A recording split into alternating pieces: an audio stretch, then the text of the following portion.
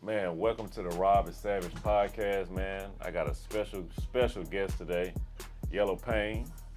I'm appreciative of you to come out, man. Hey, it was short notice, but I had to make it work, man. You killing it out here, man. Appreciate it. Absolutely. Most definitely, man. So we're gonna dive right into it, man. Tell me about yourself, man. Who is Yellopain? Uh, Yellopain. I'm born and raised in Dayton, Ohio. Okay, the Yeah. Flyers. Okay. Yeah. Yeah, I know a little about Dayton. A little bit. So I started rapping at an early age. Okay. And I started doing it for the reasons most people do it. Money, cars, clothes, girls. That was the aspirations. Correct. But as life progressed, that wasn't so much of the focus when life really hit. So I really went into the emotional side of it and used it as an emotional outlet. Because of that, that's actually like, what took my music to the next level is me just being genuinely me, and talking about. So anyway, I grew up in a city without a whole lot of resources and no blueprint because there wasn't no successful rappers in Dayton. So because of that, I had to do a lot of things on my own. So I started shooting my own music videos. I, put the studio together in the house. Start doing my own graphics, beats, etc. And really all of the tools that it took to become an artist. I kind of eliminated the middleman, and even to this day, those assets or those skills are way more assistant now because I still shoot my own music videos, so I control the narrative. That's hard. I got a documentary I'm about to put out. It's called Simplified. Okay. And I shot that. So everything is really done in house with you. Exactly. In-house, That's no killer. excuse. That's killer, man. That's Yeah. killer. I actually got my college teammate, man. We called him Bootsy, but he was from Dayton, Ohio. He was like from Dayton / Chattanooga. Word. So I knew a little bit about it. But Okay. that's what's up, man. That's what's up. So how's that journey been, man? Especially navigating through in your rap career. Like, what lane has you really found that's like your lane? Yeah, I think to be honest, I can't even really classify my lane all the way because I feel like it's different seasons for different emotions, and like I feel like God just take me on different journeys that I don't even foresee. You know what I mean? But if I could just put it all under one umbrella, I feel like I talk about things that are necessary to be talked about that most people won't. You know what I mean? got you. But yeah, it ranges all over the place from politics to drug addiction to even to just like not having no excuses. You know what I mean? So it ranges. Well, one thing I will say, bro, when you reached out to me, one of the avenues on my podcast, man, I'm gonna talk about spirituality. Yeah. And a couple of videos I seen you have, man, I was like, man, he's touching that. Yeah. So when you hit me up, man, that was divine, bro. Because I'm major on just the spiritual health and mindset of our people, man. We got a lot of mental health going on right here, and I think your music is crying out to some folks who need that ear and understanding. But I will say, man, what's your take on the mainstream industry and how you're fitting into that niche? You know, I think with the way the industry is, especially for music, is that there can never really be two of one artist, Okay. And I think a lot of people, when they chasing their musical aspirations, they're trying to mirror what they do after somebody or after something that already exists. And I feel like where I fit into the industry is by creating something that doesn't exist, just like anybody else that's new that pops up. So I feel like I fit in a perfect space where nobody else is in. You know what I mean? I feel like I got something that's missing. And it's something that's necessary. The angles I'm going to take and I have already been taken is just. My mom always told me dare to be different. You know what I'm saying? And that's kind of what I do. I'm not scared to go in a place that I feel like somebody might feel like, oh, this could get me pigeonholed, or this could people might not like this, or this might not be what the streets want, or whatever. I do it out of passion, and I think I'm so courageous with the passion that I could talk about topics that just nobody else would. You know what I mean? Well, shoot, man, that says a lot. I mean, I can segue that into like, how'd you even come up with the name Yellopain? Yeah, so yellow is a color that represents happiness.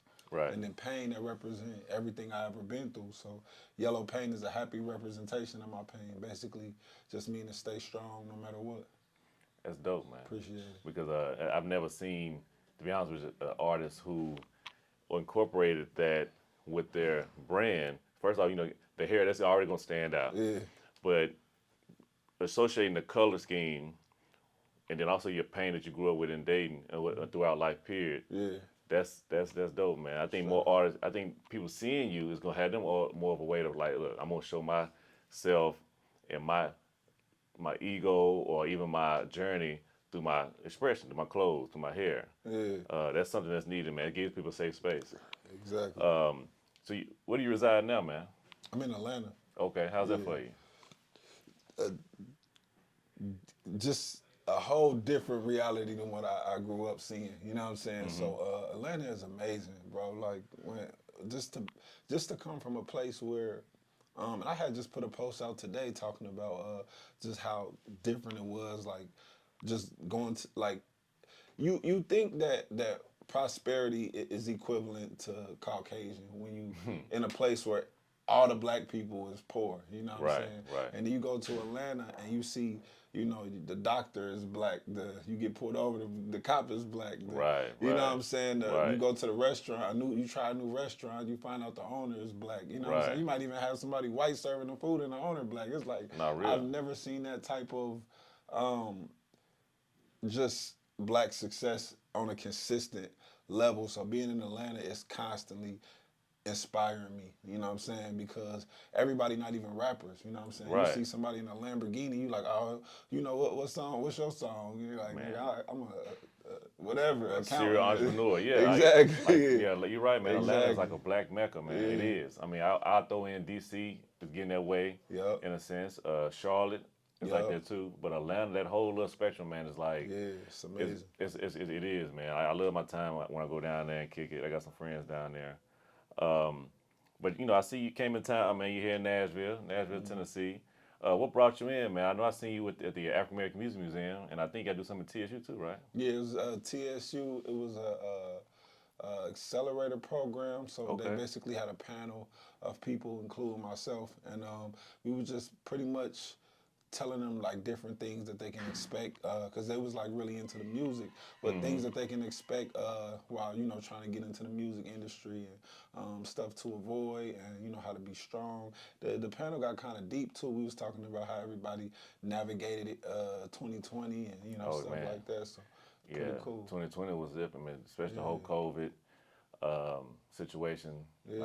But I will say, especially going back to the whole Black Mecca, like we were saying in Atlanta, I feel like COVID was a time where a lot of black entrepreneurs came up out the ground and still surviving to this day. Exactly. Maybe it was a blessing and a curse at the same time. Exactly. I will say this though, bro.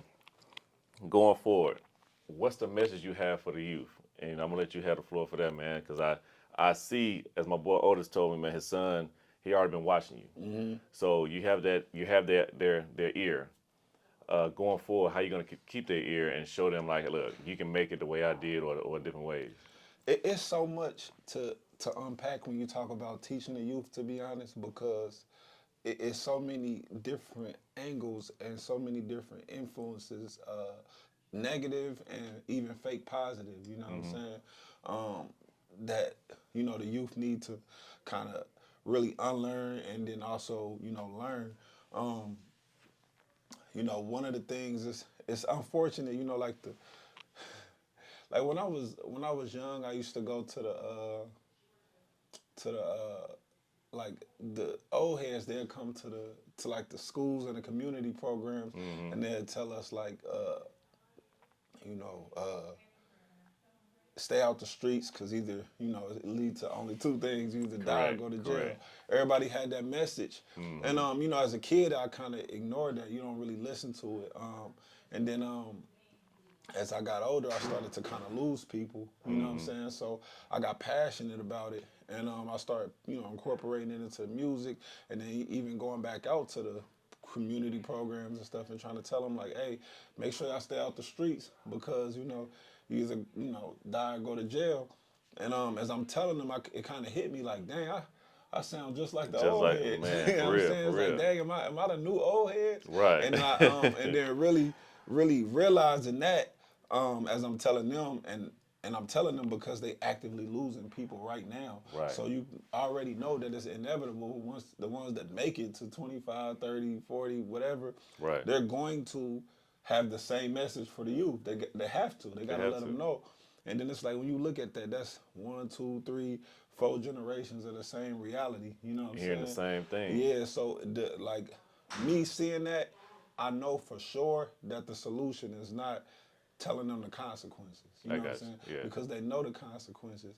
So what's the real solution? And then that's where I'm really trying to change the narrative in the music. I feel like hip hop got a big thing to do with it. So I'm about to release a EP this summer called Bloody Summer. Okay, And what it is, it's like, it's pretty much anti street music, but in a way that's like take the long way, entrepreneurship, etc. And obviously still telling them the same message. But I feel like where a lot of people go wrong with those type of messages is that they don't know how to not be corny. You know what I'm saying? And I feel like people, it's like positivity be cheesy and then negativity be cool. And people don't know how to I like how you one said without that, the bro. other, you know what I mean? No, for real. I like how you said that because, like, it's a lot of influencers, even on YouTube, Instagram, they're saying a positive message, but like you said, they might look at it as corny. Our society, our culture right now is pushing the negativity so much that when you are being positive in a good light and you're not looking thuggish or whatever, they want to push you towards the back. And I will say some of these industry higher ups are pushing that too. They have us going against each other. Yeah. So I get that big time, man. But I'm proud of everything you got going, bro. Absolutely. I want to support whatever you got going, man, going forward. You know what I'm saying? Especially when I'm in Atlanta or wherever you're at, I'm gonna keep on staying in contact with you. Yeah. I will say though, bro, so going forward in conclusion, Yeah. what's new for you? What you got coming out? Let's tell the people. Like I said, I got a EP called Bloody Summer. I'm gonna put out this summer, and I'm, just pretty much unpacking like, the streets and really, giving people just motivation in a different type of way. Some good music to listen to. That's, on the other side of that. You know what I'm saying? I got the documentary coming out soon. It's called Simplify, where I'm simplifying. Like my biggest song to date is My Vote Don't Count. And I love that, man. I was talking about the political system, so I'm following up with a documentary that's simplifying the government to terms that everyday people can understand. No, I like that, man. Because like one thing, me and my boy Otis, we're heavy in Nashville when it comes to the campaigns, the councilmen and the mayors. Man, we actually have them on call because of things we've done in the community. And plus, it's just good to have some guys. A lot of people in the politics world are good people. So, because you're gonna have your good and your bad, but it's always good to have an ear to them so you can let them know how the streets is going on, what's people's cries. But your music video, man, that was compelling, man. Appreciate it. Yeah, for real. Yeah. That was good, man. Yeah. But look, man, like I said, man, I'm glad you came. You already know. Man, more and more in the future, I'd love to sit down with you again. Yeah. And sit down and talk and go see, your next project and see how they came out. And y'all stay tuned. We got more and more coming here. Just the first one, the very first one. Absolutely. And I got a major artist to hit on that, man. I'm blessed. Give everybody your Instagram, bro, so they can follow you. Hey, what's going on? Make sure y'all follow me at Yellopain. That's YELLOPAIN. You know what I'm saying? That's on all the platforms, spelled the same. You already know. There you go, man. Yeah.